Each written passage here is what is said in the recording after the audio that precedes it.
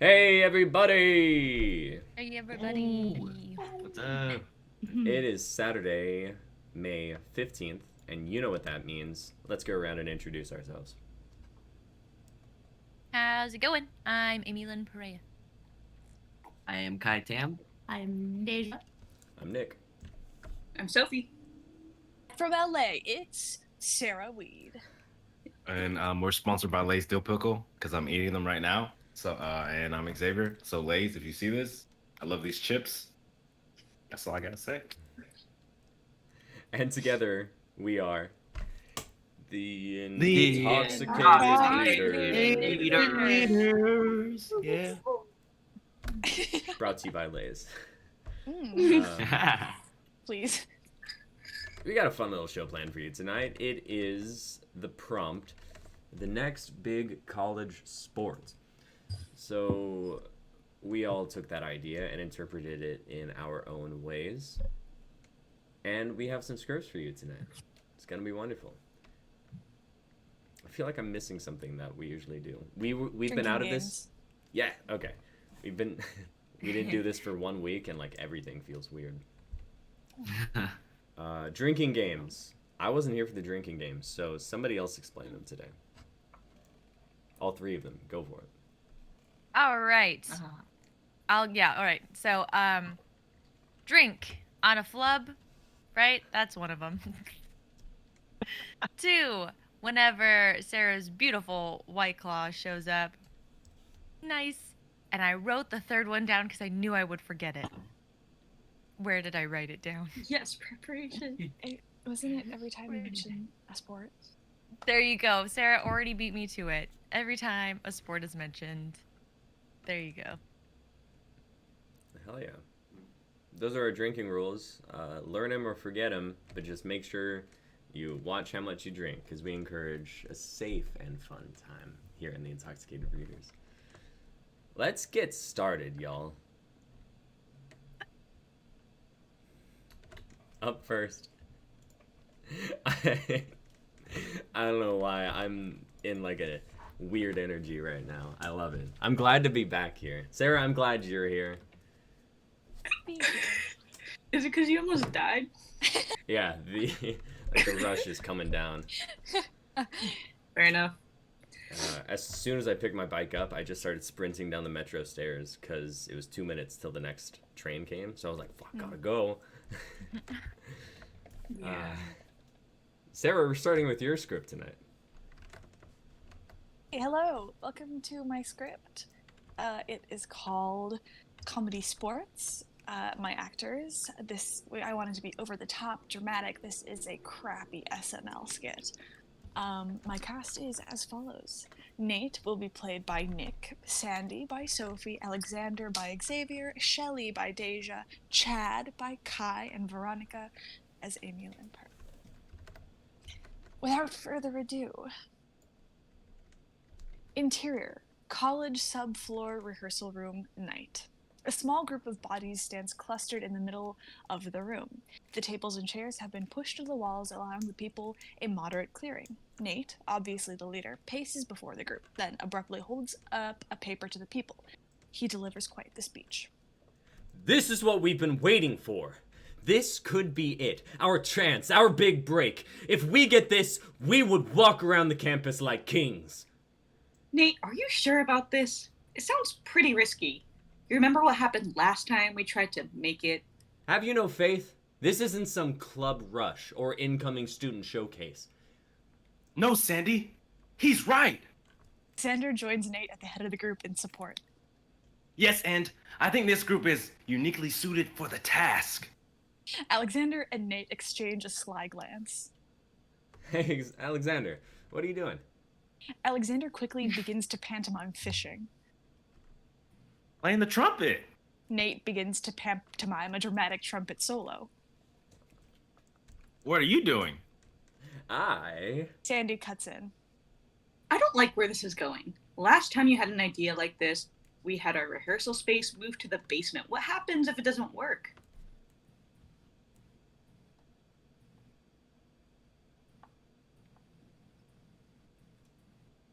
Sandy, what's the second rule? No questions. Go along with it. Support, yes, and. On Alexander's shoulder. Sandy, you don't understand. We can finally make improv the next big college sport. The camera zooms into the paper Nate was holding. It reads, "Do you have what it takes to be the next college sport?" Cut to interior rehearsal room day. We see a montage of the troupe practicing various improv games. First, Zip. That. Zop. then, 3 members of the group sitting in 4 chairs arranged like a car. Sandy sits down in the open chair in the back. I'm headed to the Vons on Sunset. I need some aloe. Sandy was sunburned. Suddenly, the group all becomes sunburned and ad-lib in sunburned responses. Ouch. Ooh. Burns, it Ooh, burns. this farmer's hand. Ooh. Finally, the group in tight circles, hands interlocked, attempting a mind meld.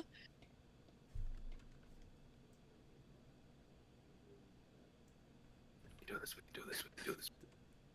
We do this. We do this. Teamwork. Okay, ready? 3, 2, 1. T-shirt. T-shirt. T-shirt. Beautiful. Cut to exterior campus plaza day. It's the big day. Our group of improvisers get in line for a table with a sign that reads, "Next big sport signups." They notice the group ahead of them. Ugh, get a load of them. Ugh. Ultimate frisbee. The ultimate frisbee person hears something and turns around. He is beautiful, muscular, tan, flowing hair. Get a load of these losers. The girl he nudged turns. She and the rest of the team are equally beautiful and muscular and tan with flowing hair, and they all have cool matching uniforms. Improv? What is this? 2013? She turns away. I never liked whose line is anyway. And with that, the ultimate frisbee group is called up to the table, and we leave our heroes to the real world. Finn. Oh my god. No. That was awesome. So good. Iconic. This took me right back to school. I did not know what to do for the mind meld. I'm like, Yeah. we can do this. Now I want to play Zip Zap Zop. You Oh did. yes. We should just. Tim Tam's meet in the each group other. and he's mad. Tim Tam. Tim Tam. Yes. No. Wow. No, you guys whispering on camera. Sarah, haven't you been the one suggesting an improv night with the Intoxicated readers? You know, I have, but it's unrelated. Oh, it's unrelated to making I us think- do a mind I meld feel- live? I feel like there's like a trope of like improv wanting to be like a real sport, you know? And I saw this and I was like, yeah, improv, we're actors, like that makes sense. Yeah, it's great. Mm-hmm. Fun. That's a I fun like how SNL you skit. you included us being hardcore judged by other people. Yeah. Because that's how it would Theater be. kids. Yeah. Also, I know you like added the word in there, but when it says ultimate frisbee turns around and says, I imagine just a large frisbee at first. I for the people that are watching, if any are, I gave a preface earlier that I have been awake since 3 a.m. and I don't know what I wrote. I didn't want to proofread it, and you know yeah, Oh, we just I had a get giant it. frisbee. I get it. There was a part in my script last week where I forgot who was playing who, but Shroud was like, I'm what was it? I forgot what happened. What was the name? Was it Judas and Shroud? Yeah, it was Judas and Shroud because I was up like really late. It's like, he said, "Come in, That was Judas, funny. come in. I'm Shroud." I'm like, "Oh God." So yeah, I understand. No. That was fucking funny. Yeah. Fun piece. Up next, we have Xavier Pigs. Oh. All right, we're gonna keep this Chad ball rolling. You know, okay. So coming in hot, we got Chad, who is played by Kai. Cool last name. Yes. No. Both Oh, but cast yours is- Kai as a Chad this week. Wait, I'm cast Wait, is chat they- again. D Yep. D just added hers in, and it's Oh. second on the list. But we can go with. Oh, my Yeah, bad. we can go I with had the not flow. refreshed it. Me either. I am sorry. You're good. We can go We with can yours go with- and then go We can go circle with back. yours, because what do you want to do? Okay, Google, flip a coin. X, call it. Heads. Flip a coin. It's gonna say tails. Heads, he wins. Tails. Oh, so I win. Yeah, There so you go, Deja's first. Sorry, All right, guys. Impact. It's okay. They've heard enough of Impact. They can Oh wait. no. Sorry. Hell no. Take it away, Deja. This is my first script in a while, so bear with me. Okay, this piece is called Game Day ? And the cast is Lonnie as Amy Lynn, Jeremy as Kai, I will be the narrator, Todd will be Nick, Corey will be Sarah, and announcer will be Xavier. Alright, guys, let's do this. Great. Mm-hmm. hey Lonnie, you coming to the game tonight? What game? I thought football season was over. Yeah, it is. I meant at the college. They're having a freeze tag tournament against their like ultimate rivals, the Scroties. Whoa. There's a lot to unpack in that sentence. Are you coming or not? The whole school's gonna be there, and rumor has it they let the student section join in if we wear school colors. I mean, the thought of you playing freeze tag does bring a smile to my face. Great! We're gonna have so much fun. Okay, I gotta get home, but see you there. Wait, what's the college school colors? And he's gone. You'll figure it out. Now, we are at the game. There's lines to the concession stand, groups of friends greeting each other, dads with kids on their necks, and the smell of melted cheese and various meats fill the air. We've made it to the night of the game. We also see the teams warming up on the field. How does one warm up for freeze tag? Stretching, mostly, with the occasional dodge drill. We see Lonnie approaching the gate with her parents. Hey, honey, you need a jacket? It might get cold as the game goes on. Don't worry, Dad. We'll be running around so much I won't need one. Mom, can I have money for the concession stand? Sure, Lon, but don't get all the candy. Grab a hot dog or something, okay? Okay, thank you. I gotta go find Jeremy. See you after the game. Check in with us every hour so we know you're still alive and bruise free. That's too soon. He's morbid much. I was joking. No one around heard me, so no one can report us this time. Relax. Okay, I'm going. Love you. Any Love you, honey. She is swallowed by the crowd as she enters the gate. Looking to the stands to spot Jeremy is in vain. Everyone is dressed in school colors, and so is she. And in the sea of chartreuse and blue, everyone looks like him. After finding a seat in the stand, she looks to the field to see both teams lined up, ready to start the game. Just then, her phone rings. Hello? Where are you? I'm in the student section with the rest of the school. Me too, but I don't see anyone I know. Try raising your phone up with the flashlight on. Okay, I'm doing it. You see me? Yeah, I see it. Coming. Awesome. As she makes her way over to him, the game starts and the crowd is going wild. From boos to cheers, it's deafening to say the least. She finally makes her way to Jeremy, and he is also screaming. Glad you figured out the right colors. You look great. Thanks. Wait, you heard my question and didn't answer me? She hits him on the arm, kind of hard, but the sound of it is worse than the actual blow. Hey, ouch. You left me hanging. Not cool. I'm sorry. I thought it would be more fun this way. Just then, the crowd goes silent, and their attention shifts to the field. We see various players sprawled on the field, frozen in motion, some laying face down, some on one foot, others standing straight up with their hands by their sides, all waiting to be unfrozen by a fellow teammate. But why is everyone in the crowd silent, you ask? Well, Why is everyone so quiet? Because it's sudden death. Everyone except 2 people on the Scrotus' team has been frozen, and the same is true for our team. You can't say Scroties to me anymore. Shh, we have to be quiet. Yeah, but why? I don't get it. If we make too much noise, our team could miss hearing one of them move out there. See how they're all frozen? Yeah, no one is moving.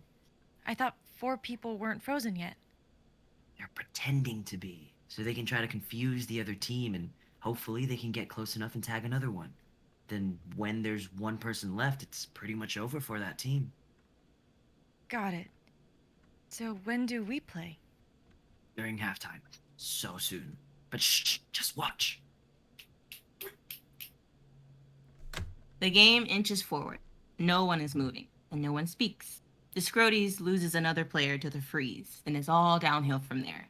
Their final player stumbles over a frozen person's foot and tumbles to the ground, revealing themselves, and is tagged before they can even recover. The Pickles win the round, and now it's halftime.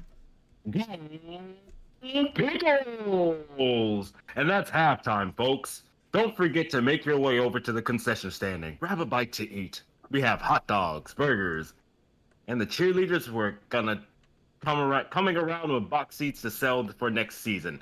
Now, the moment we all been waiting for. If you wore school colors tonight and happen to be sitting in the student section, make your way to the field for some of your own good fun of your own. Go Pickle! Come on, let's go! Yay, I'm so excited. I haven't played freeze tag in so long. But as Jeremy looks at Lonnie, he sees something that makes him stop in his tracks. Her face is... Your face.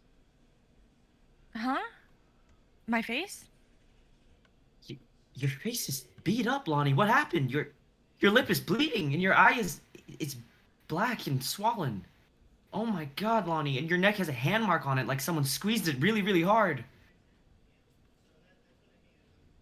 Are you sure? I'm looking right at you. You look like you've been in a really bad fight, or... I'm okay, Jeremy. I just really need to find my parents. I gotta go.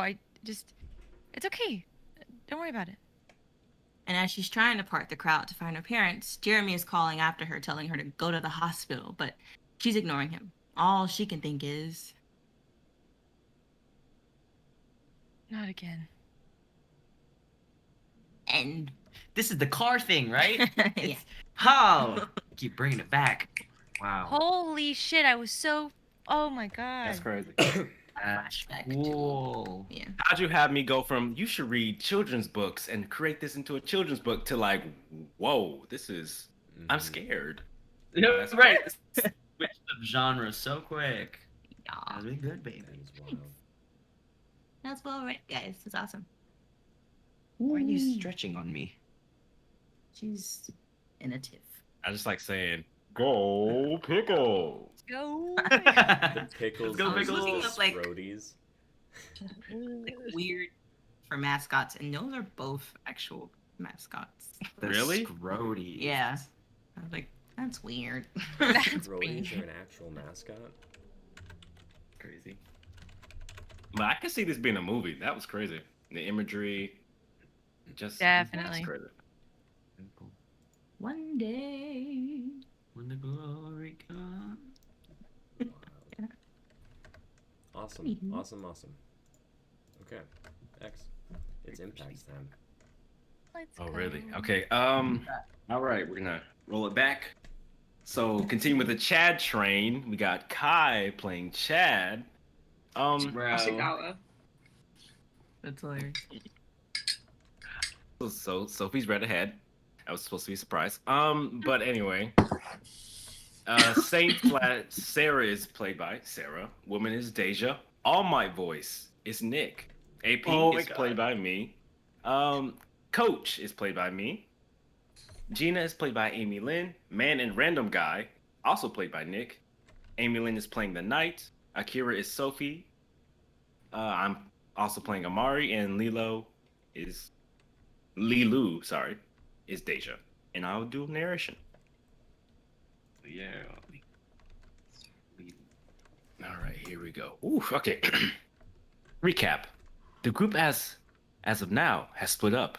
In just 3 days, many of them have learned new abilities and had many revelations. Curly, who Team Bia met, was just a vestige of Natalie.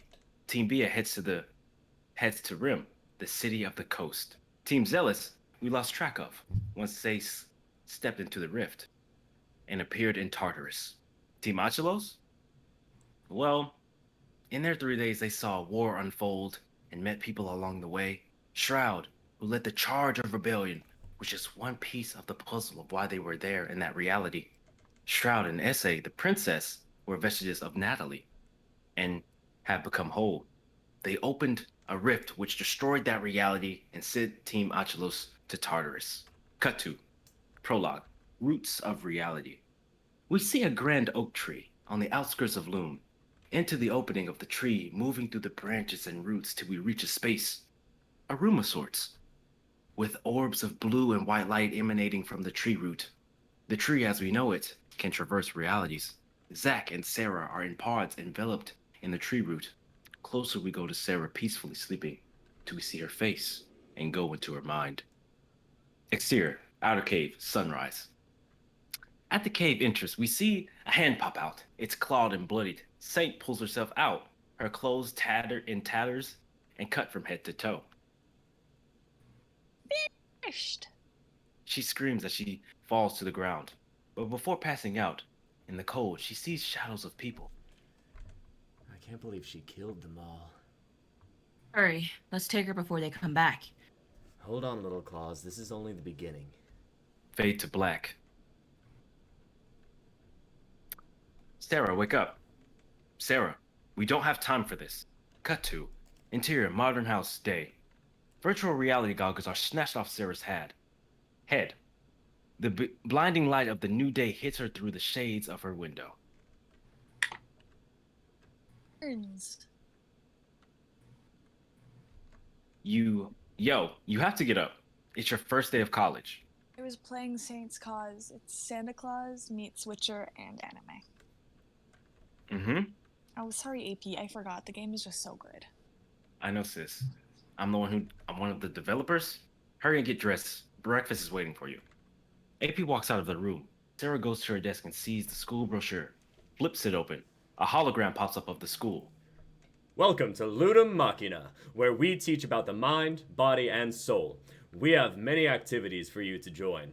Join our new FD team. Since the fall of football, full dive sports have been on the rise. See if you have what it takes to full dive. Sarah, finally dressed, heads downstairs. Cut to exterior, Ludum Machina, day. A car pulls up in front of the school. The exterior of the school has white marble columns with gold and blue trimming. AP is reading off a list. All right. Breakfast, check. Driven to school, check. AP, you did good. I know, it's just I have to make sure because if things aren't handled correctly, mom and dad will kill me. When are they coming back from their vacation? Not until the beginning of your second semester. So it's just me and you. Besides, you'll make friends, and college will be great. I don't know about that. I'm the sister of the great AP. Hey, no matter what, you are you. Don't let people take that away from you. So, are you going to try out for the FD team? Maybe. I got a full ride because of academics, though. That's because you didn't want to try out for the FD team. Ludus Machina is one of the top 10 schools in the world in academics and full dive tournaments. In America, no less. That's a miracle. CAP. Okay, I gotta go or else I'm gonna be late. Okay, I'll see you later. Sarah opens the door and gets out. As the door closes, oh, and the tryouts are in the morning, and you're excused for the classes you miss. The door closes. Sarah walks into the school, front doors, and AP pulls off. Cut to interior, Ludum Machina, day. As Sarah enters the school, streams of people flooded the halls. People crowding the halls with signs saying, "Go Team Vincimus." Sarah swept up in the crowd, passing multiple classes and into the courtyard. There's a man standing on a platform with a cup of coffee. All right, everyone settle down. Jeez, honestly, I hate this job. The crowd begins chanting. Shut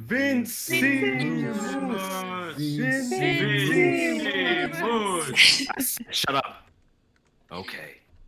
This year, we only have 2 starters since our roster graduated this last year. Coach, I got this. Gina, just don't get too loud, please. All right, who's ready for me to announce the divers? The crowd goes crazy when Gina steps up.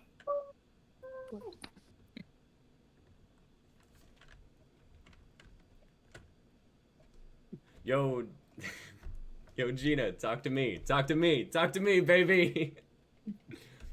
I love you guys. All right, everyone. All right, everyone already knows, but I'm Gina the manager. But who I'm about to introduce is the ace of the team. On the field, she goes by Vane. Akira, would you please stand up? A young woman with clear glasses, long black hair with a black hat, black tactical cargo pants with a white crop top that says, "The day is too long" in Japanese kanji, stands on the table. We love you. We love you, Hey, I'm just here to game. That's our ace for you. All about the game. Don't you just love it? The crowd whistles and cheers.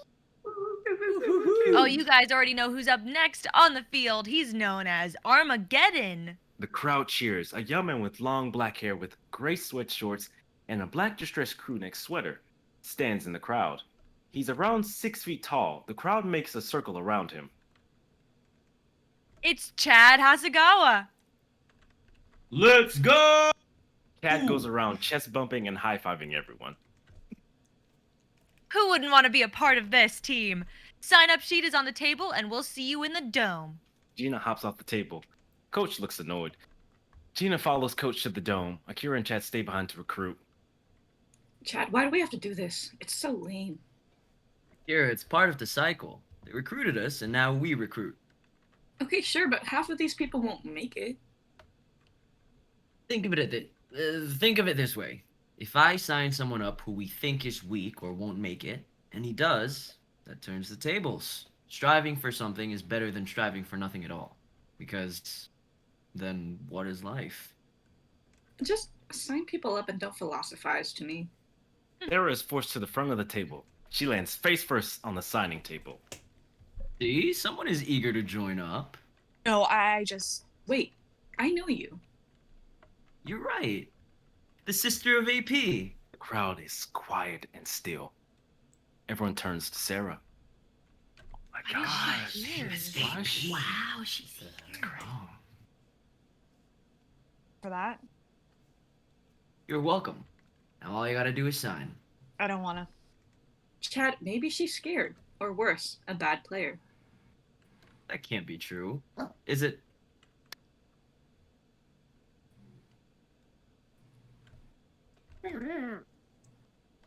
What's your name?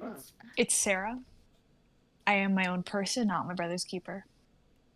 Well then, join and prove all them wrong. No way she can. She's a weak player. Probably won't pass the physical. Sarah signs the paper with her code name, Saint. She stares at Chad and Akira both with fire in her eyes. Show you. I look forward to the game this year. Sarah walks into the crowd. Everyone silently watches her leave. Cut to explanation. As you walk through the glorious halls of Ludum Machina, now as you enter the dome, you'll see the school's VR field. It is an empty arena that during matches pops up obstacles. But before that, you must pass a physical exam. The full dive system puts a strain on the mind and body. It is rare, but some games have ended in a player's death. Cut to interior. Virtua Dome day. Sarah walks into the training center. Everyone is dressed in white, tank tops, and blue shorts. Akira stretching the corner. She's wearing black sweats with a matching sports bra. Chad lining people up for the medical tent. Chad is wearing gray tank top, hoodie, and matching shorts. You're late, little AP. Miss Sarah, Well, Sarah, line up. I'll see you on the field. Sarah goes to line up. She passes tents. Many kids doing vertical jumps, doctors checking reflexes and dexterity, and some doctors doing a deep scan. Sarah enters a medical tent. Okay, so you're Sarah Eon. Yes. Take a seat, please. And sign this. It's for legal, saying you won't sue the school. Oh no, if anything happens, my brother would fix me up. I should sue him for all his trials. Sarah signs the paper. Great. Gina will take care of you. Coach leaves and Gina enters, all smiles. Hey, Sarah, right? Okay, if you can take off your jacket and we'll get started. Sarah goes through the physical exam process. Gina jots everything down on her tablet. Next, we'll do the dive scan. Gina goes to the table. She picks up the dive scanner. It is a ring that sits atop the head and checks the player's aptitude. She inputs numbers on the ring and it starts to scan Sarah. Supposed to hum like that? Yes, the scan will beep when done. The scanner beeps. Gina looks at the scanner, inputs numbers again. Let me try again. It beeps again. You're all set.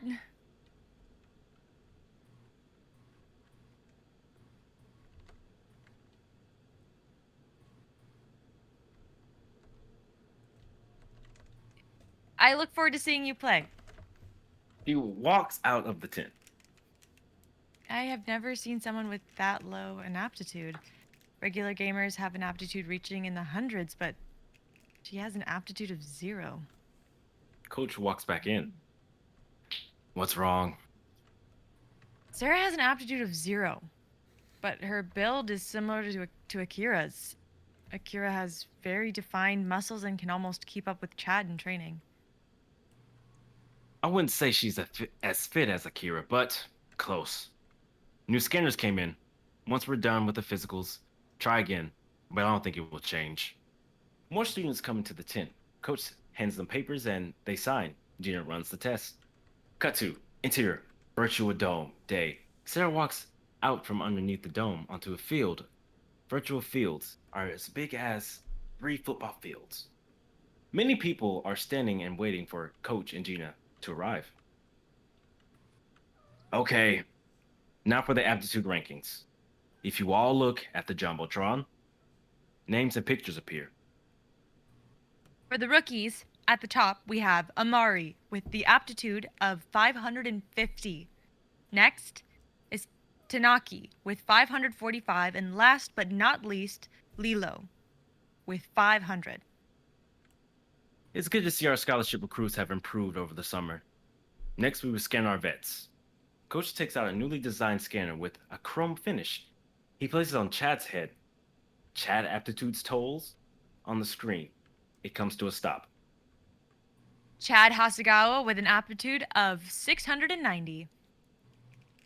Chad number and picture pulls ahead of Amari's picture. Akira steps up. Coach places the scanner on her head. Akira's number counts up, then comes to a stop. Akira with an aptitude of 700. Close to the pros. That's Oh, crazy. nice. That's our ace for you. Whoa. We need a team of 12 and 6 starters. So here on the monitors near you, we'll show the rest of the aptitude scores. I wonder what little AP got. Coach, can I see the tablet? Coach hands her the tablet. She scrolls down the list. That's incredible. A 0. Wait, what? No way. Chad rushes over. How does she even play games? The higher the aptitude, the better player you are. At any game, right, Coach? That's right. Well, we'll split up into 3 groups for this game. The game is called Conqueror's Domain. Voice, if you would please. Yes. Conqueror's Domain is a new Virtua game to hold many groups at once, made by the Get Up and Move initiative. The team that captures the most orbs at the end of time wins. Each domain has a conqueror, that is your team leader. You can even steal teammates from other domains, or challenge your conqueror for the position. Do what you must to win. A general public Virtua game? That's boring. The rules are a little chaotic. You will play to your fullest. Now, you split up in 3 groups. The top aptitude scores will be your leaders. Each team evenly matched to the other. I have the highest score. There's no way that 0's being on my team. Chad, you take her. We don't even know the teams yet. But I'm not trading. Hey, what about Amari? Gina walks over to the group. Coach, may I? Gina takes the scanner and walks through the crowd. Before voice splits them into teams, I wouldn't be a good manager if I didn't trust my concerns. Sarah, if you would please step forward. Sarah steps forward out of the crowd. On. Do you know your aptitude score? No, I couldn't even get to the monitors. It's 0. Oh, that's low. That's okay. Doesn't change what I have to do. And what's that? Win. Sarah locks eyes with Akira. Yes, but before that, let me scan you one more time. This is an updated version. Why not? Gina places the scanner on Sarah's head. Her number on screen begins to roll. Gina whispers to Sarah as she takes the scanner off her head. Put Akira in her place. She forgot what it means to be challenged. Gina turns and walks away as Sarah's number comes to a stop. Sarah's picture and number slowly climb the chart on the Jumbotron and stops. 695. Sarah's aptitude score is 695. Puts her above Chad, who is now 3rd. I don't know why, but I'm a little mad at that. So now I have 2 people to beat. Fine then. Voice put them in randomized teams. Everyone's watch and cell phone beep with notifications. Everyone go to their rooms as the game is about to start. Oh, and one more thing. If you join Visimo's team, you'll get a customized Mach 3 virtual suit. Cut to interior, virtual locker rooms, day. Sarah is the first in the room. She sits down. She opens her bag to grab her lunch. There's a note on it from AP. Hey sis, I put your lunch in here. Check. Oh, and I thought you might need this. Good luck. Remember our motto. You're an Eon. Scramble it. You are the one. She puts the note back and reaches into her bag. She pulls out a sleek full-body gray suit. On the side of the torso says Mach 0. People start to file in. She receives a notification on her phone. She opens it. You are the Conqueror Hari Singh, leader of Team Nalwa. You'll be facing Conqueror Genghis Khan, leader of Team Khan. Also, Conqueror Alexander the Great, leader of Team Great. Added rule by the referee. If each opposing team conquerors are defeated, your team wins. And each orb collects powers up your conqueror by 2 and the team by 1.5. Players can be downed. That is all. End of notification. I sense you have a customized Virtua suit in your possession. Would you like to connect for games layout? Yes or no to proceed? Hey, I'm your second. Let's win this. Amari, with a red afro and temp fade, is wearing an all-red Mach 3 Virtua suit with black outlining. The fibers on the Mach 3, it replicates muscle strands, defines a person's body structure and muscles. Amari is 5'10", and has an athletic build. Compared to Chad, Amari's on the smaller side. He is wearing red Jordan Futures. How did you get the Mach 3 Virtua suit? Oh, I was scouted. So Tanaki, Lilu, and I trained together and are already on the team. It's just not announced yet. You know how they do with virtual scholarships. You all have customized gear. So you're only looking for 7 to fill your roster. Honestly, I don't know. But yeah, top 6 are wearing Mach 3s. Amari's is looking in the locker at the mirror, placing his nano visor's receptors on his temple. The nano visor works as a virtual reality display. Its processing power and graphics are 100 times better than the ones in 2020 era. A voice? Proceed with loading of the game layout. Right away. What can you tell me of the teams? Well, I can tell you Team Great is Chad. The name gives off Chad energy. As for his second, it's probably Tanaki. What's her code name? Tanaki. Her code name is Paralisa. Paralisa the Binding. So Team Khan is Akira. Right, which leaves Lelu. Paradox of destiny. She's too smart for her own good. Sarah, upload completed. Team Nalwa, you have 2 minutes before you enter. 2 minutes to game plan. If you trust me to guide the others, I know we can win. I can already see it playing out. Sure, let's win this. Sarah goes to put her Mach 0 on. Her customized Mach has a sleek look. Fabric gives away a chrome leather. The inside looks like an outside of a Mach 3. It supports bone and muscles while it firmly fits to her toned body. The blue-gray color of Mach 0 complements her hazel eyes. They give off an undying determination. All right, everyone, gather around. Here's the plan. Cut to interior, virtual dome day. We see Akira walking out on the field wearing a purple Mach 3. Behind her is Lelu with a gray Mach 3. Next is Chad wearing a matte gold Mach 3. On the side is Tanaki wearing a black Mach 3. Kira, don't look at me that way. Coach is lucky I couldn't get shiny gold. Just be ready to lose. You should worry about yourself with all that trash you were spewing early. Cut to interior, virtual dome day. Underneath the seats at the opposite opening of the field, Team Nawal is waiting. Sarah stands in front of her team. Based on what we know, this is our best plan action. It doesn't matter about making the team, the gear, or the aptitude. It's about winning the game before us, living in the moment with you, my team. And once we all win, you can tell them. You can tell them how we all won. Triumphant screams are heard throughout the virtual dome. Sarah team walks past her. She raises her fist, and they all bump her fist in solidarity. Her team walks in front of her, out onto the field. For a person who didn't want to join, that was one hell of a speech. Through your words, I know what the perpetual battling of games means to you. I'm glad to have a strong second. With your tactics, we'll win. They begin to walk out.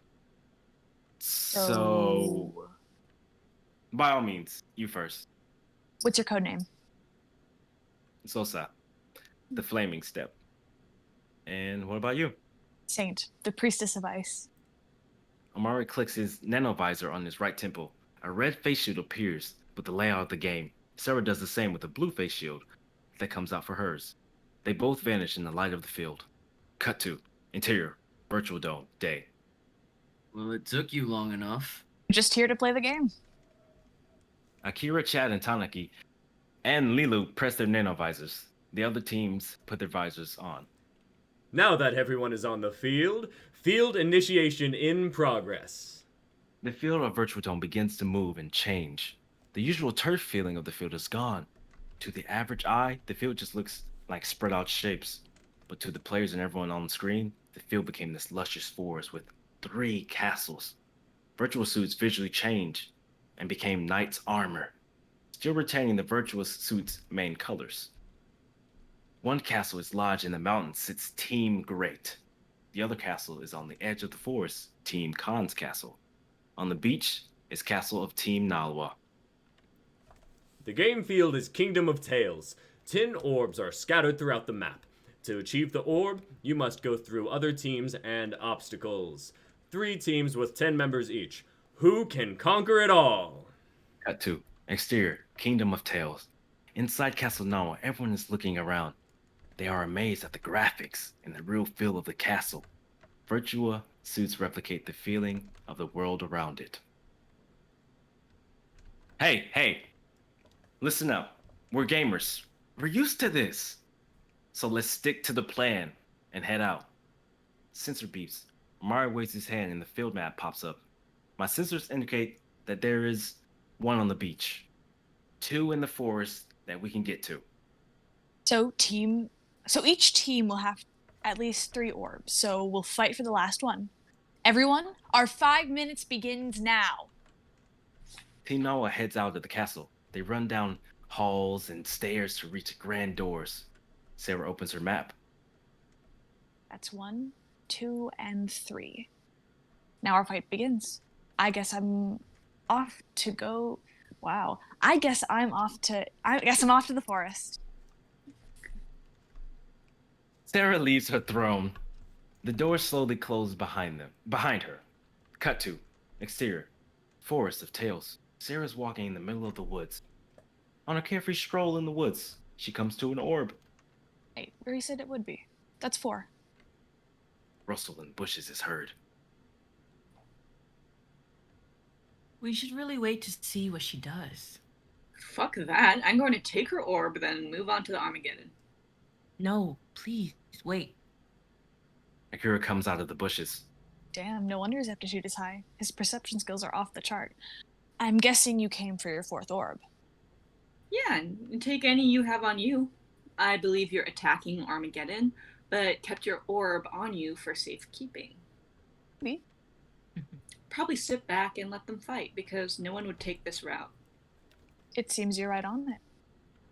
Why so smug? You think you can beat me? I already have. It's an ambush. Nothing happens. Akira team is tense and on guard. See? I'm in your heads. Shut up. Akira rushes in, but it's a trap. Her body is frozen ice instantly. A path of ice is behind her. Sarah pushes her hand forward, and Akira slides back on the ice and is carried out near the beach. Her team is left without their leader. Now, any one of you have any orbs? No, Akira had them all. Well, damn. I'm sorry, but you'll all have to be downed. I won't allow any of us to fall. Diamond formation. Lilu commands the others into a shaped formation, where the center and front line are interchangeable. A formation which prioritizes the fatigue of battle is an assertment of your skills. The air in the forest goes cold. It would have worked on Amari, but you needed a formation that's constantly moving to beat me. Ice prison. A shell of ice is formed around Lilo and her unit. It grows immensely cold in the air. Quickly, what's everyone's layout have? We all chose fire attribute. Damn it! Why didn't she check everyone's layout like I told her? Layouts are the player's core power. For example, Sarah has an ice layout, which she can personally customize and create moves unique to her playstyle. Virtua suits collect data on your layout and try to help create movesets based off your gameplay. Many of Lilu's group is down. Due to their fire layouts, they are weak against water layouts and ice layouts. It works well in a group. The dense cold air can stop most fire layouts. I don't think it would stop Amari though. In turn, my ice is weak against fire. Oh well. Sarah begins to walk toward the beach, where Akira is frozen. Banging is heard in the ice prison. It's beginning to crack. The ice prison burst open. Where are you going? I'm not finished yet. Lulu is steaming. Steam is coming from underneath her armor. She has metal tonfas in her hands. Tonfas have a glowing grid pattern that pulsates. Awesome. You must use a tech layout. That's rare and hard to use, I hear. It can be very stifling. Well, let me show you what I can do. I know. Sarah begins running toward the beach. Why are you running? Lulu gives chase. Cut to exterior, Kingdom of Tales. Amari stands at the precipice of the mountain face, with an army behind him. He looks up at the castle, and Chad is looking down at his army. If you're hearing this, everything is going according to plan. Amari walks forward to the stone bridge. After that is the drawbridge and garrison. Amari turns to the tree line. Soldiers! Are you ready? Yes! An ocean of soldiers rush to Amari and guard him. Shield wall!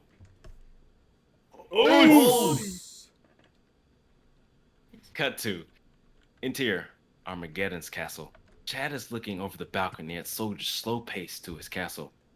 The look in his eyes, like the fires of hell have come forth. His demeanor has changed. He is now Armageddon. Sir, they approach our front gate. What about Tanaki? She has yet to return with your last orb. She'll come through the catacombs. When you see her, tell her go straight to the shrine. I will, sir. Armageddon.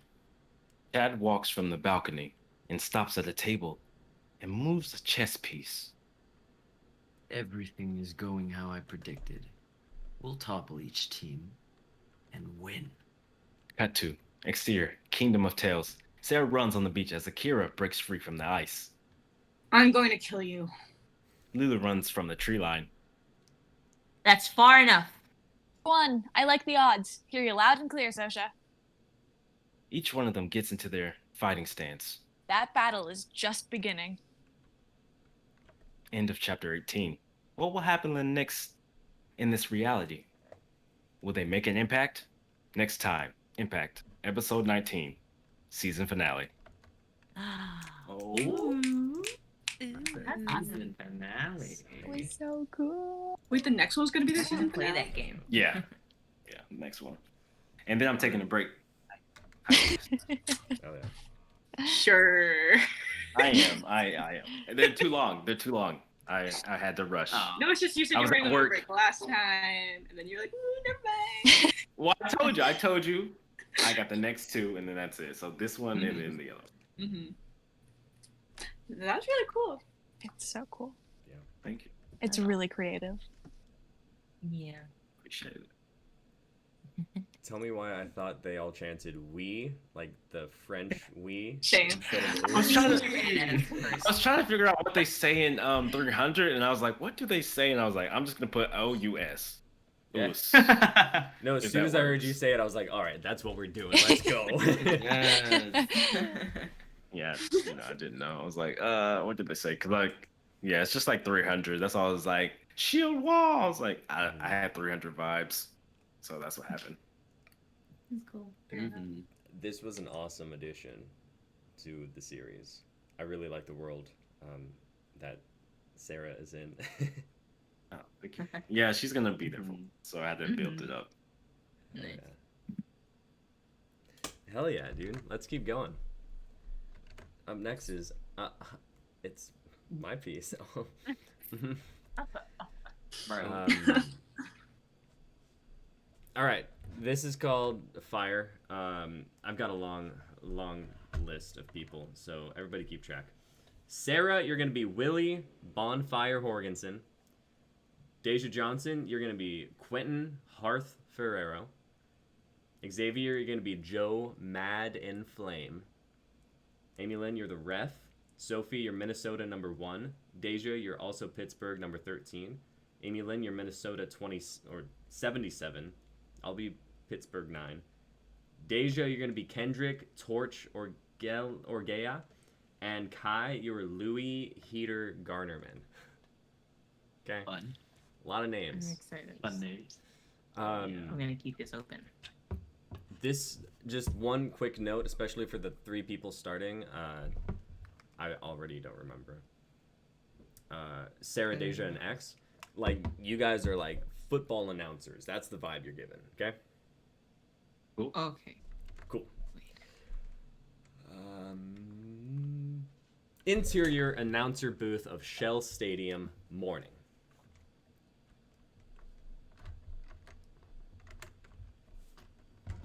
I don't. One sec. I didn't put I don't down know if the you name told right. us who these people are. I don't think Greg is. Shit. Wait one sec. I think I typed the wrong name somewhere. Oh, No. Greg and LaShawn aren't casted. Yes. Yeah. Yeah.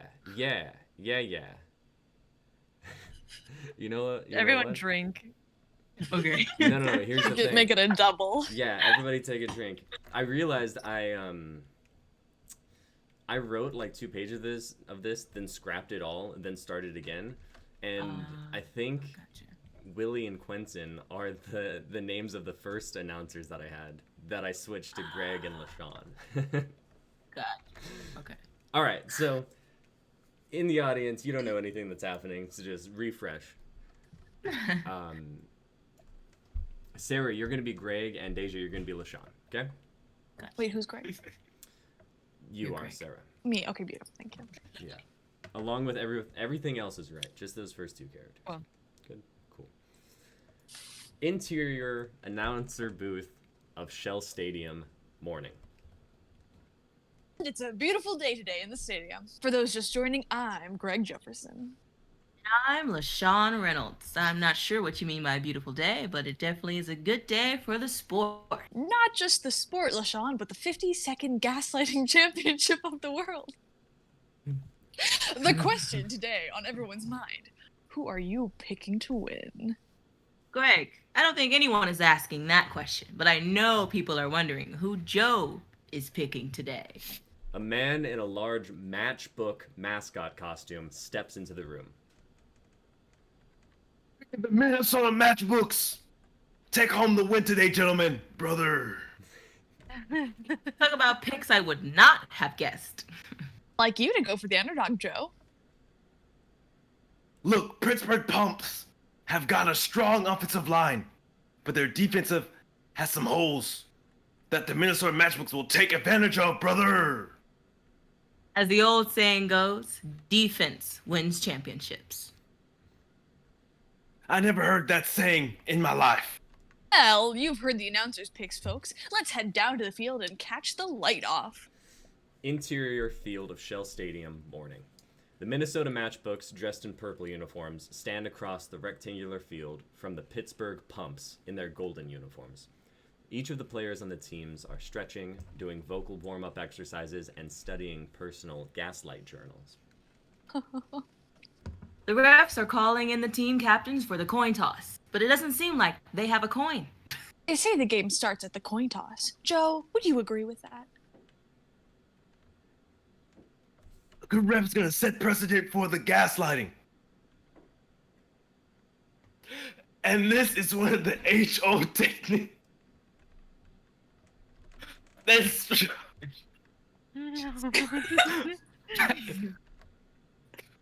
Regroup. that is thrown off the team's preparation. That's right, Joe. A national champion team has to be able to adapt to the situation and provide the toxicity need to win. LaShawn?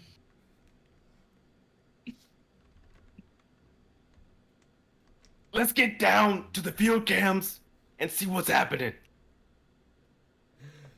The refs and captains are casually talking in the center of the field. Willie Bonfire Horgenson, Sarah, the Matchbooks captain, speaks to Quentin Harth Ferrero, Deja, the Pittsburgh captain.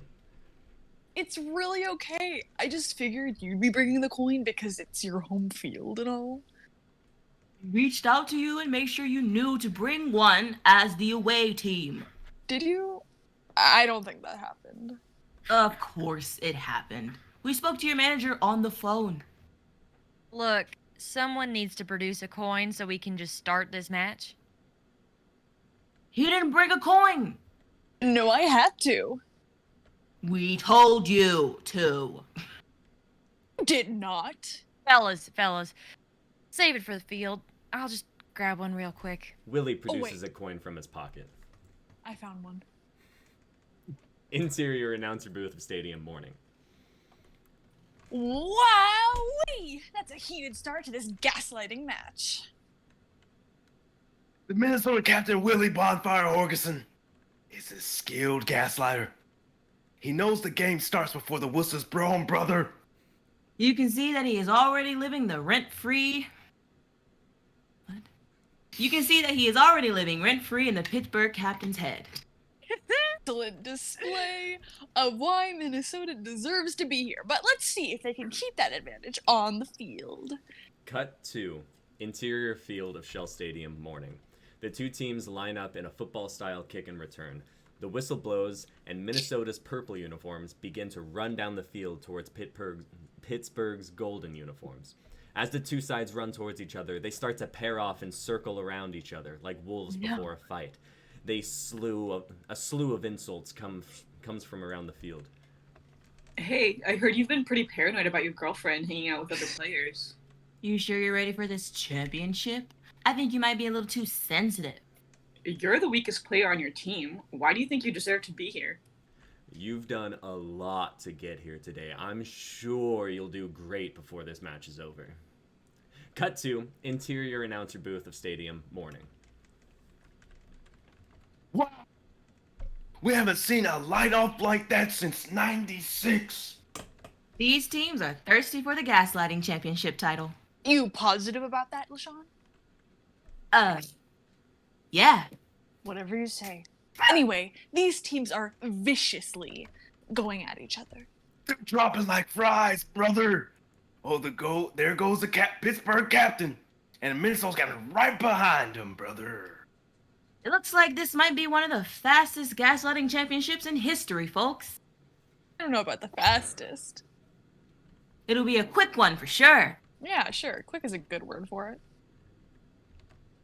Have you got a problem, Greg? Oh, I don't have a... Oh, sorry, LaShawn. I just get caught up in the sport. I don't realize I'm gaslighting my fellow announcers. I'm sure you don't. The two finger gun at each other, laugh and high five. We only got 2 competitors standing left on the field. Minnesota's rookie Kendrick Torch Orgella and Pittsburgh's star lineman Louis the Heater Gardminian. Cut to interior field of Shell Stadium. Kendrick the Torch Orgea and Louis the Heater Garnerman walk in a circle facing each other. Each are sweaty, coated in dirt and turf, and are breathing heavily. You've done pretty well so far. For a rookie. It's been so nice to learn from an old timer such as yourself. That was... Look, I'll let it slide. Let what slide? You aren't gaslighting, you're just throwing out insults. I'm not gaslighting, No, you just called me an old timer. and that isn't gaslighting. No, gaslighting is... Well, it's... Are you sure you know what gaslighting is? Have you been doing this for years? Of course I know what gaslighting is. You're the rookie. You don't even know what you're talking about. I don't know what... You're crazy if you think I'm the rookie here. I'm... crazy. Louis has stopped walking. His eyes glaze over, and he staggers, swaying side to side, mumbling under his breath. Kendrick walks up to him and whispers in his ear. That's right. You're making things up. Louis collapses back onto the ground, knocked out. Kendrick stands alone on the field, surrounded by gaslighters in purple and gold, all passed out around him. The crowd roars in celebration. Folks! We have a gaslighting champion! The Minnesota Matchbooks have won the 52nd Gaslighting Championship. Thank you all so much for watching. Stay tuned for the post-game showing of apologies and promises to do better. After that, Modern Family at 6. Brother. That was amazing. It's so triggering. I feel triggered. I'm traumatized. Oh, I've seen this That was before. hilarious. Thank you That's guys. That was an amazing. awesome read. That Brother. was so good. Oh my god. I hope your throat's okay, X. Yeah, I'll be fine. We drink some honey. I'll be fine. Ooh, Honey. hell yeah. Holy Guys, shit. that- What made you think of that, Cool Nick? idea. Yeah. Nick is always thinking about gaslighting. Yeah, it's That always tracks.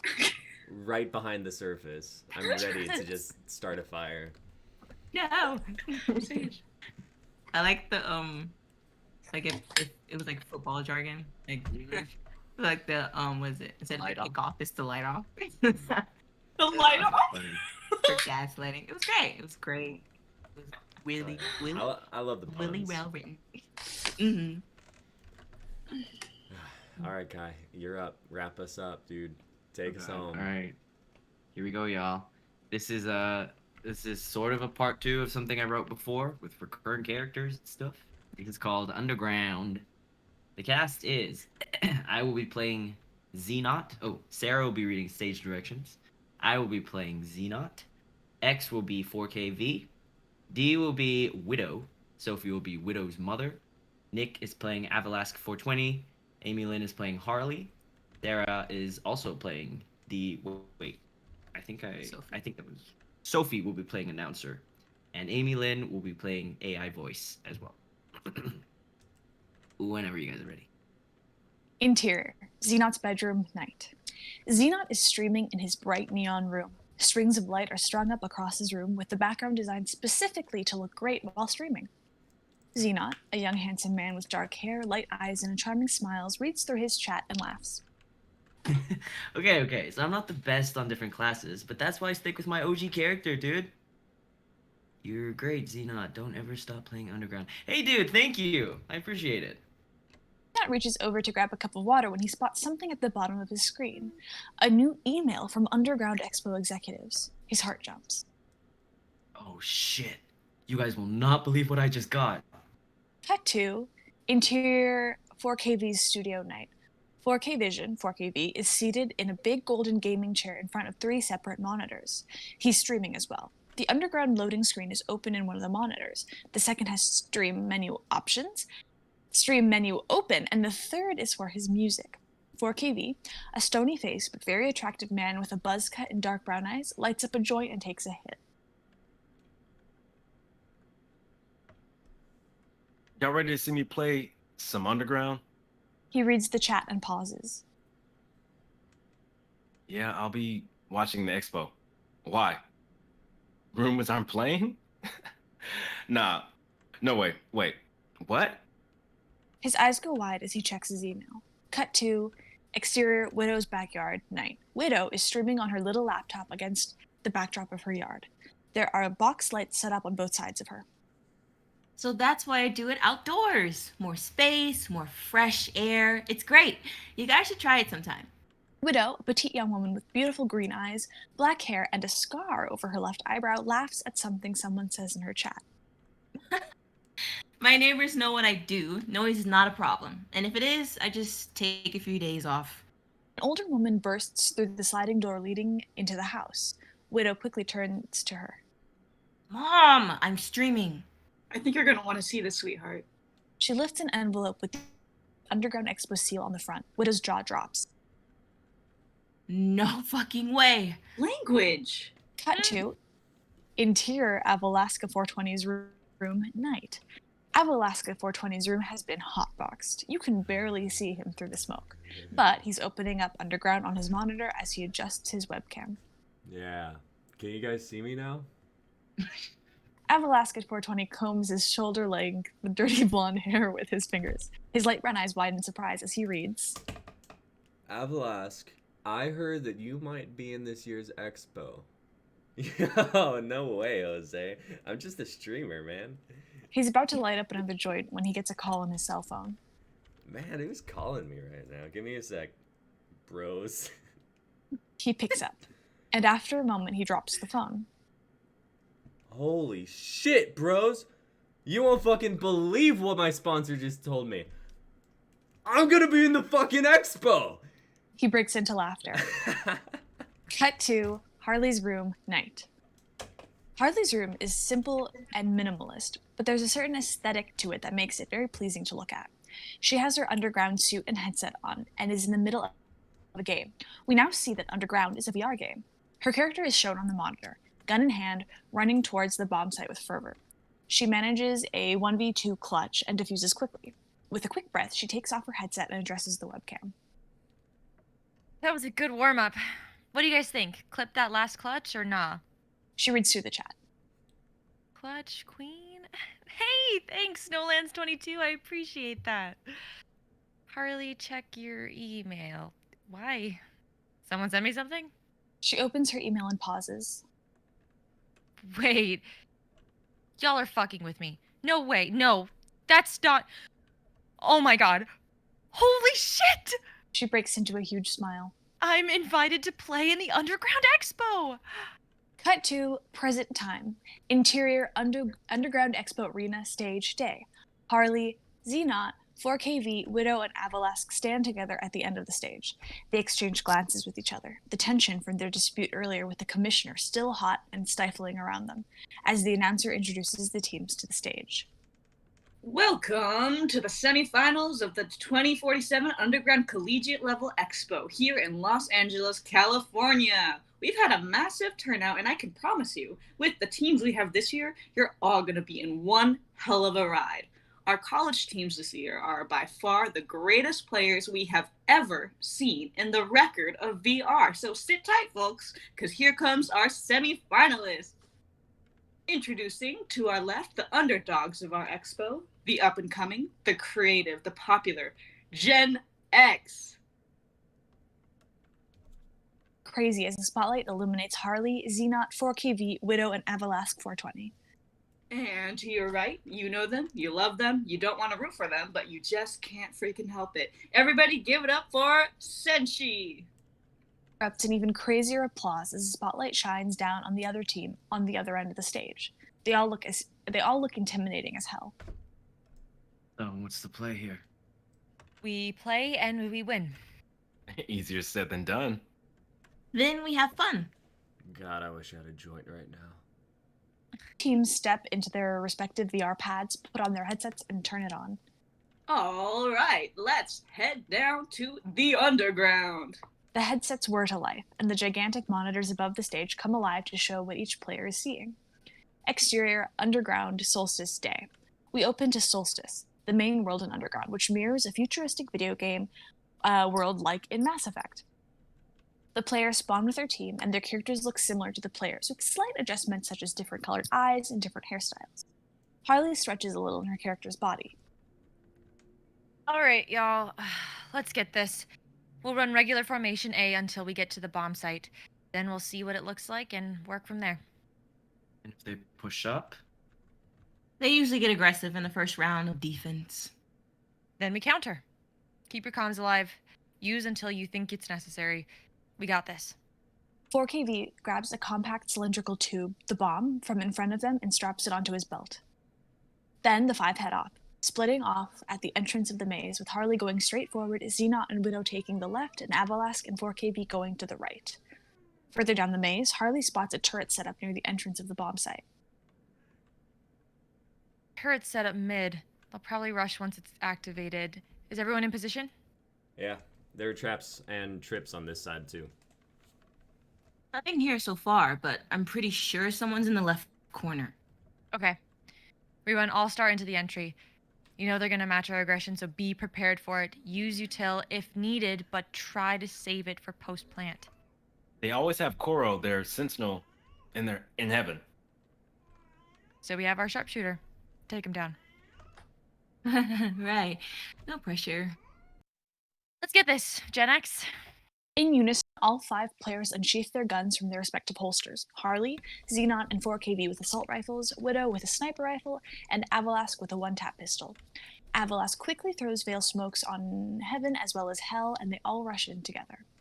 The minute Widow peeks from the left entrance, she catches a Senshi player, Vixen, their duelist, pushed up at the right corner of the site, gun already angled on her head. He was ready for her. He pulls the trigger before she can react, and then she feels a slight pang of the bullet touching her temple. Hacker, down. Pulls right for middle entrance. I got it. Harley activates her boots, increasing her speed by 3 times over. She springs through the entrance, turning quickly to spray Vixen to the right, but she doesn't expect the gun in heaven, Kuro, to peek. Before she can fully kill Vixen, Kuro immediately headshots her. Hacker, down. They're peeking freely now. That's our sniper out. Xenon, I'm coming in. Cover heaven. Wait, 2 in hell! Flashing. Wait, don't! Is about to take the shot when 4KV throws a flash onto the site, blinding Avalask before he manages to kill the guy. The 2 in hell take cover before the flash comes, so they're not blinded, giving them every chance to finish the remaining 3 attackers. Attackers, down. Defenders, win. Harley, Xenot, 4KV, Widow, and Avalask respawn in their original positions, staring slack-jawed ahead. Their hearts sink as the AI voice booms. Flawless. What the fuck just happened? I don't know. 4KV, you shouldn't have flashed that. I would have had him. There were 4 players peeking side. If I hadn't flashed it, they would have wiped us out. They wiped us out anyway. Well, the 5th guy was probably flanking, so we would have been screwed either way. That's a shitty attitude to have. Hard to be positive when the other team's clearly better than us. Okay, stop. First round goes to them. Whatever. We have 5 more rounds to go on the attacker side. The map's defenders sided anyways. Look, we've got this. Don't get tilted. We're not tilted. We just had bad comms and a bad approach. Harley takes that personally, since she was the one who gave the order. I suggest we try a subtler approach. Veil off Hell only, then Widow can take out the guy on Heaven from mid. Those on the left and right entrances deal with the ones in the corners, but we have to peek together. I agree with that. Great. Let's do it then. Again. But now Senshi's formation has shifted. They're prepared for the change in strategy, and it throws Gen X off guard. One by one, without each of them even realizing how, they get picked off. I'm gonna flat. Attacker down. Wait, where's attacker down? Out of the veil, smoke and hell. Attacker down. Close left! Damn it! Attacker down. Fucking hell! Attacker down. Flawless. They respawn at their original spots, more dejected, more embarrassed, and feeling more hopeless than the first time. This is hope. This is impossible. I really don't know what to do here. Like they know every step we're gonna make. Looks to Harley, ready to quip a nasty comment her way for not guiding them properly. But for the first time since he's known her, he sees her dejection, and realizes that she's probably taking these hits harder than any of them as the IGL in-game leader. He shuts his mouth, takes a breath, and looks out at the maze in front of them. Let's not do any of our plays. What? Huh? Excuse me? They know every formation and every play we have. They've researched us. They know us inside and out, all our strengths and weaknesses, our tendencies, our ticks. So we surprise them. We act out. We do something they've never seen before. Just playing stupid. Well, we played smart twice in a row and we got wiped out. Maybe we need a little stupid right now. Changes uncertain looks.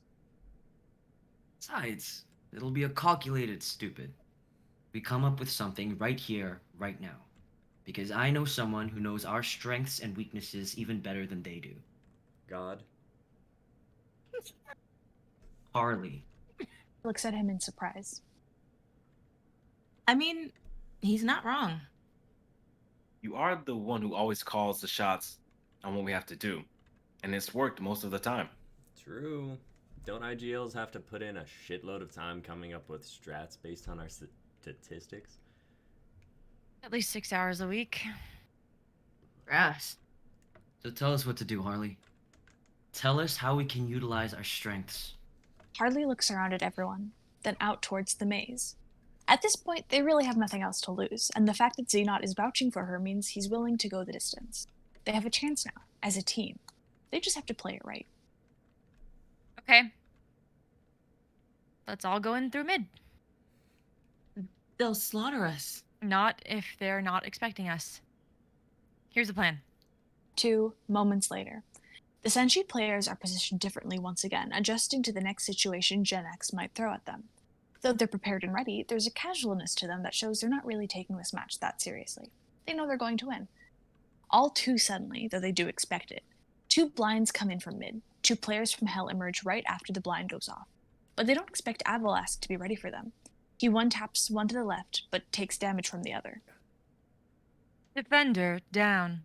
Another Senshi player emerges from Heaven, but before Avalask is wiped out completely, Harley and Widow peek from mid as well. Harley takes out the other player in Hell, and Widow snipes the one in Heaven. The one in Hell falls, but the one in Heaven manages to get away. Defender down. 110 damage on him. I'm not dashing in. Xenot. I got your back. Veiling for you. Activates her boots once again. The minute Avalask lays down a veil smoke in the middle of the site, Harley dashes into it and slips into Hell. She would have been immediately killed by the 2 guys in the corners had it not been for Xenot, who activates the 2 stun guns on the opposite side of the wall that blasts through the concrete and paralyzes the Senshi players. Hell is clear. The remaining 4 players rush onto site, killing the 2 Senshi players in the corners before the paralysis wears off.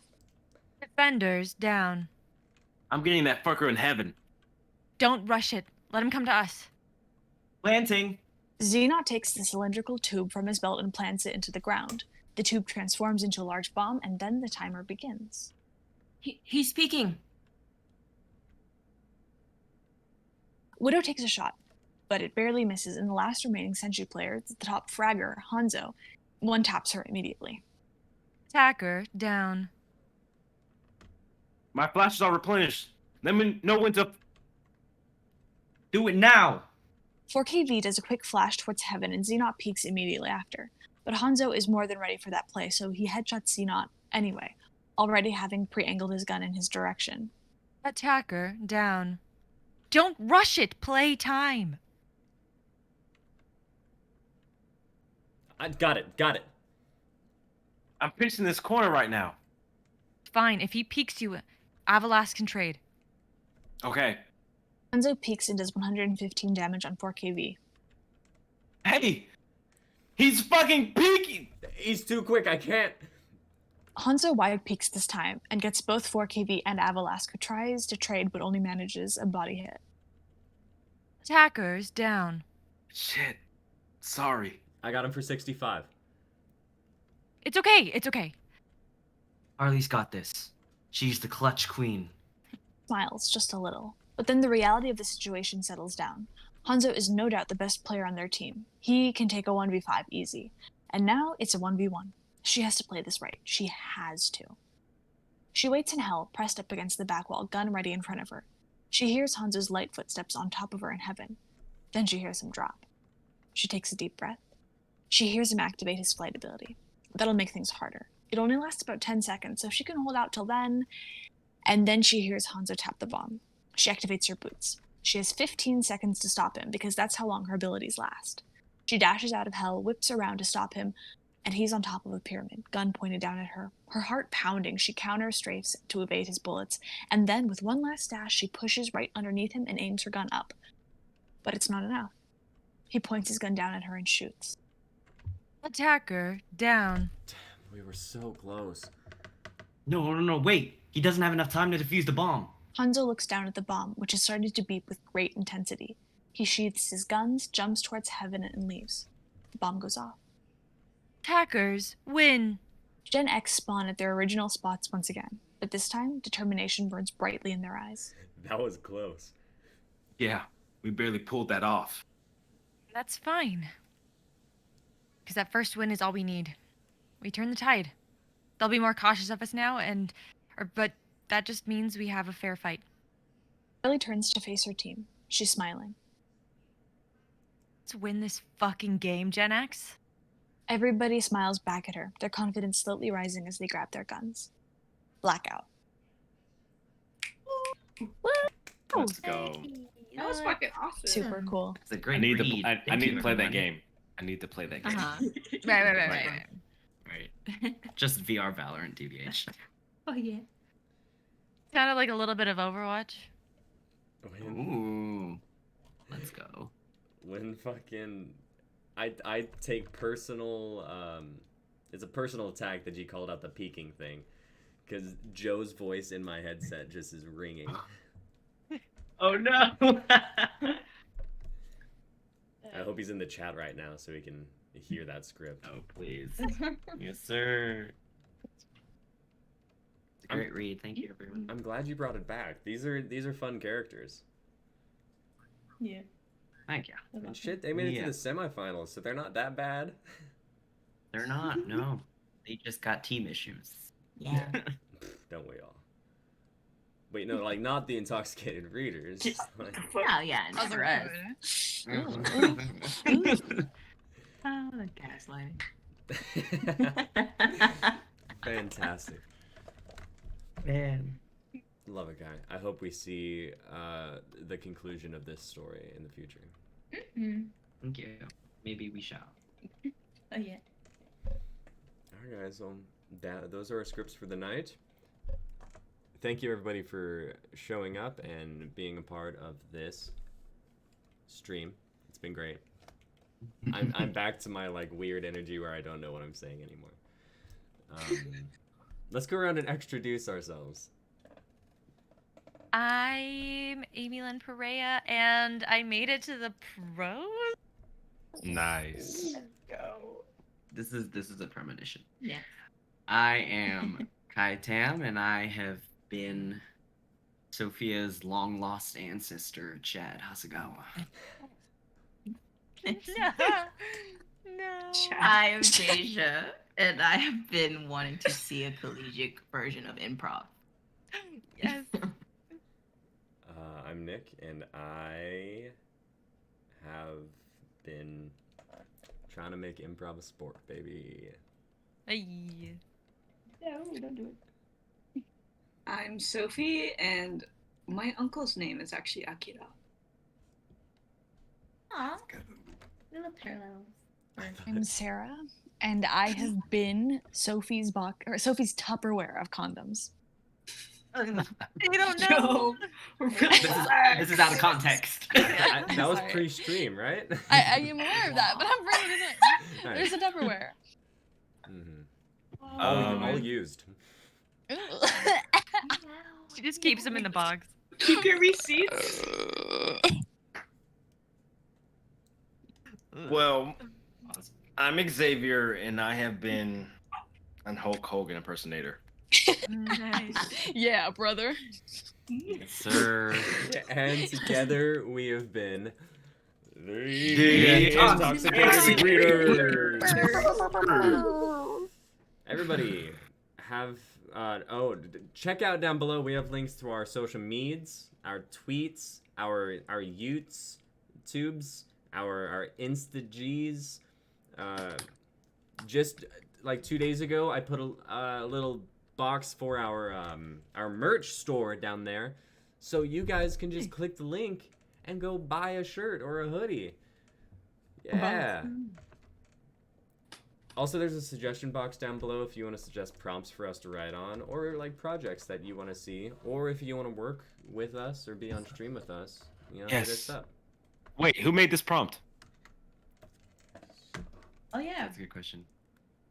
Wasn't me. Was it me? Maybe it was Christian? Maybe. Or I feel like it was either Christian or Zach. Yeah. Yeah. probably. The world may never know. All right. This is in loving memory. They're not dead, but we just haven't seen I them. mean, in a pretty while. much. Jesus. Oh my gosh.